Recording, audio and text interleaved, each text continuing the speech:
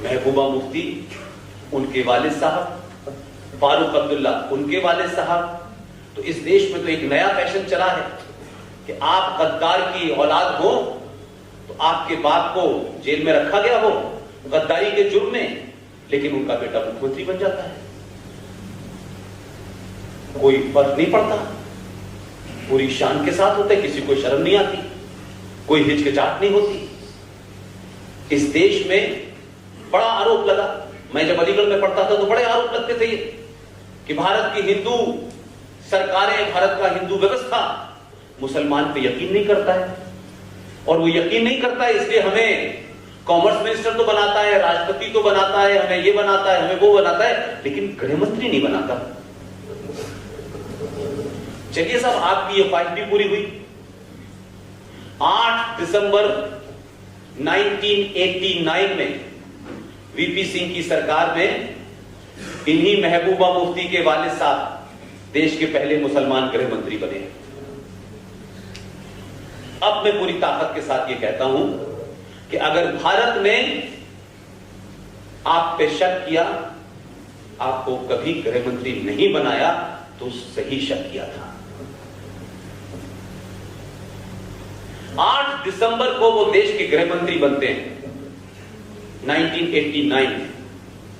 हमने इन घटनाओं पर कभी चर्चा नहीं की, ये कभी डिबेट के टॉपिक नहीं बने, ये टेलीविजन का टॉपिक नहीं बना, ये डिस्कशन का टॉपिक नहीं बना, ये पॉलिटिकल डिस्कोर्स में कभी नहीं आया, ये इंटेलेक्चुअल के डिस्कोर्स में कभी नहीं आया। ये बातों को ठंडे बस्ते में दबा दिया गया ताकि इस पे बात ही ना हो। 19 जनवरी 1990 को पूरी दुनिया में अपने ही देश के मूल निवासी अपने ही देश के खिलाफ उसी देश में रहने वाले लोगों के जो मेजॉरिटी से बिलोंग करते थे, लेकिन एक राज्य में वो माइनॉरिटी में थे। 19 जनवरी 1990 को पूरे कश्मीर की वैली में मस्जिदों से 50-50 बार अजानें दी गई। हम लोग उस दौर में वही थे और ओपनली कहा गया कल किस किस की कत्ल होना है। घरों के बाहर पर्चियां चिपकती थी और सुबह कत्ल हो जाता था। 5.5 लाख कश्मीरी हिंदू पंडित, औरतों का मांस रेप हुआ, बच्चियों को मारा गया, भागते हुए लोग मर गए, सड़क पे कोई ट्रेन से गिर गया, कोई कार से गिर गया, उस तरह जान बचा करके 5.5 लाख कश्मीरी हिंदू पंडित वैली छोड़कर भागा।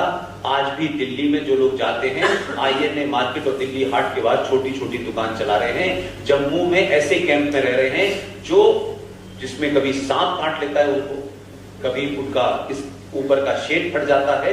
एक एक तंबू के अंदर 3-3 यंग लड़कियां, 3-3 यंग लड़के, माँ बाप ऐसे रहे हैं। पूरे देश में मैंने कोई धरना प्रदर्शन नहीं देखा सर।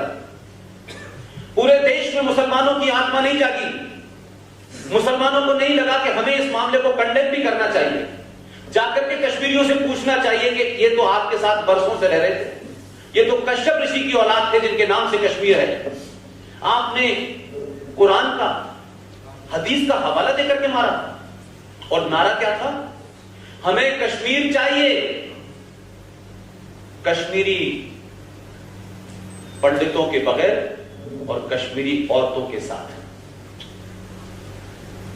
सब किताब ओपन है, कल की कहानी, कुछ छुपा नहीं है। हमारे मीडिया ने कभी इस पे प्रोएक्टिव रोल नहीं प्ले किया। लिहाजा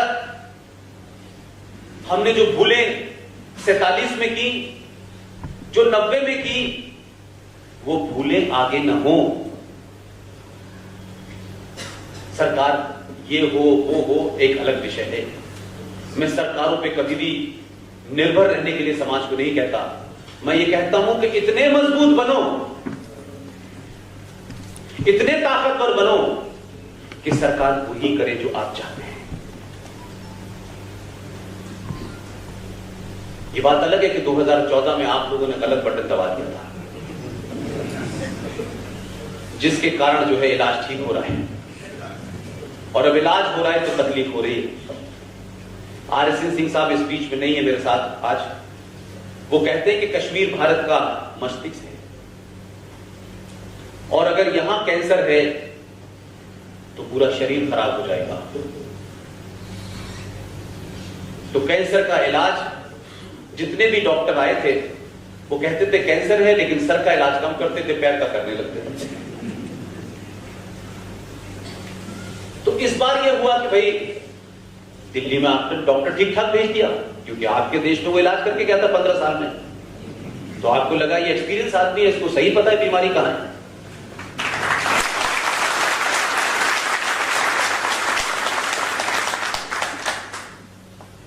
तो जब इलाज होने लगा इस 4 साल में, तो कुछ लोगों को डर लगने लगा। तो बॉम्बे में एक फिल्म एक्टर डरने लगे, 2015 में उनका भारत में डर लगता है। तो 2018 में एक दूसरे एक्टर को डर लगा, उनका बड़ा हाल 18 में हमें डर लग रहा है। लेकिन मैं ये इसलिए कह रहा हूं कि आपके सामने स्क्रीन पे पूरी फिल्म चल रही है, आप उसे कैसे देखना चाहते हैं यह आपके ऊपर है। हिंदू आतंकवाद का जिन लोगों ने जुमला गढ़ा,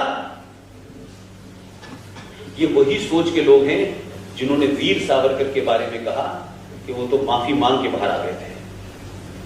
ये वही लोग हैं जिन्होंने सुभाष चंद्र बोस को दफन कर दिया था। ये वही लोग हैं जिन्होंने सुभाष चंद्र बोस के बारे में भारत के रिकॉर्ड में लिखा, he is a war criminal.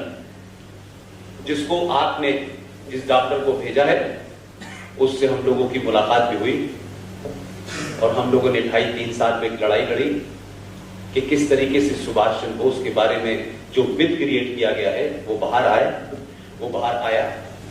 और मैं इसको इसलिए सबके सामने ये बात रखता हूं कि बहुत लोग हमसे ये पूछते हैं कि हम भी कुछ करना चाहते हैं राष्ट्र के लिए, आप बताएं क्या करें।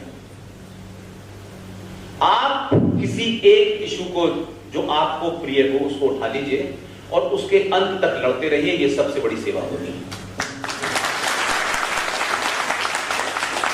ये बात ठीक है, बहुत अप एंड डाउन आते हैं, ये भी बात एक सच्चाई है कि आर्टिकल 35A का एक दुखद पहलू भी है। वो दुखद पहलू यह है कि मेरा एक साथी जो नासिक का रहने वाला था, जो इस बी द सिटीजन नाम की एक NGO बना करके उसका अध्यक्ष हमने रखा। मैं जॉब में था इसलिए मैंने कहा मुझे इसमें शामिल मत करो, मुझे पीछे से रखो इसमें। इस 4 साल के सफर में हमने उसको खो दिया। लेकिन सुभाष चंद्र बोस के बारे में जब हमने प्रधानमंत्री से मुलाकात की तो उन्होंने हमारी बात तो सुनी, सुनते तो वो सब किए, लेकिन किसी किसी का काम करते हैं। हमने कहा कि आप इतिहास में मत जाइए। 21 अक्टूबर 1943 को यूनाइटेड भारत में पहले भारत की आजादी की घोषणा जो हुई थी, जिसको दुनिया के 12 देशों ने मान्यता दी थी, आप मानिए कि वही असली स्वतंत्रता थी। 1947 में भारत आजाद नहीं हुआ था, भारत बटा था 2 हिस्सों में। भारत के सिलसिले से जितने भी नेशनल आर्काइव में रिकॉर्ड्स रखे हुए हैं, मेरी दरखास्त है कि आप लोग जो भी दिल्ली जाएं और समय हो तो उस आर्काइव में जाके देखें कि कहां लिखा है कि 15 अगस्त 1947 को भारत आजाद हुआ था। यह भी बड़ा झूठ आपसे बोला गया है। 15 अगस्त 1947 को ट्रांसफर ऑफ पावर हुआ था। अगर आप ट्रांसफर ऑफ पावर को आजादी मानते हैं तो ये फिर इस पे मुझे कुछ नहीं कहना। तो हमारा जो पूरी लड़ाई थी वो ये थी कि प्रधानमंत्री बात मान लें। उन्होंने बात हमारी मानी और आजाद भारत में पहला प्रधानमंत्री 15 अगस्त के बाद 21 अक्टूबर को लाल किले पे गया, उसने झंडा फहराया। और उसी लाल किले में पीएमओ की देखरेख में, हमारे सीनियर दोस्त प्रोफेसर कपिल कुमार की देखरेख में पहला म्यूजियम बना है, जिसे आप लोग जरूर देखने चाहिए। कैसे कैसे फैक्ट कैसे कैसे दुनिया से जो चीजें इकट्ठी करके उन्होंने रखी हैं, आपको लगेगा कि ये देश 70 साल से बौने चला रहे थे।